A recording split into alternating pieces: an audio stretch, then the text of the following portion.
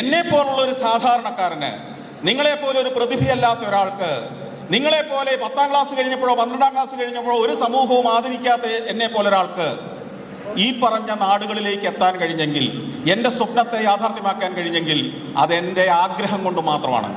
നിങ്ങളോട് ഒന്നേ ഞാൻ പറയുന്നുള്ളൂ, ഇന്നു മുതൽ ആഗ്രഹിക്കാൻ പഠിക്കൂ. ആഗ്രഹിക്കാൻ പഠിക്കൂ. വലിയ ആഗ്രഹങ്ങൾ ഉണ്ടാവട്ടെ മനസ്സിൽ, നിങ്ങളുടേതായ ആഗ്രഹങ്ങൾ ഉണ്ടാവട്ടെ. നാളെ നിങ്ങളുടെ അച്ഛനും അമ്മയും ഒന്നും നിങ്ങളുടെ ആഗ്രഹത്തിന്റെ കൂടെ ഉണ്ടാവില്ല. അവര് നിങ്ങൾക്ക് വേണ്ടി ആഗ്രഹിക്കുകയല്ല വേണ്ടത്.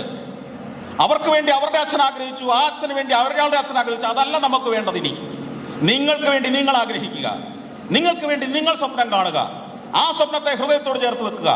അതിൽ ലോകത്തിലെ ഏറ്റവും പ്രതിഭ, ഏറ്റവും മിടുക്കൻ, ഏറ്റവും മിടുക്കിയായി മാറി ഒരു ദിവസം മാറുമെന്നും സമൂഹത്തിന് മാതൃകയാകുമെന്നും സമൂഹം ആദരിക്കുന്ന ചരിത്രത്തിന്റെ ഭാഗമായ ഒരു വ്യക്തിയായി ഞാൻ മാറും എന്ന് ഉറച്ചു വിശ്വസിക്കുക. തീർച്ചയായും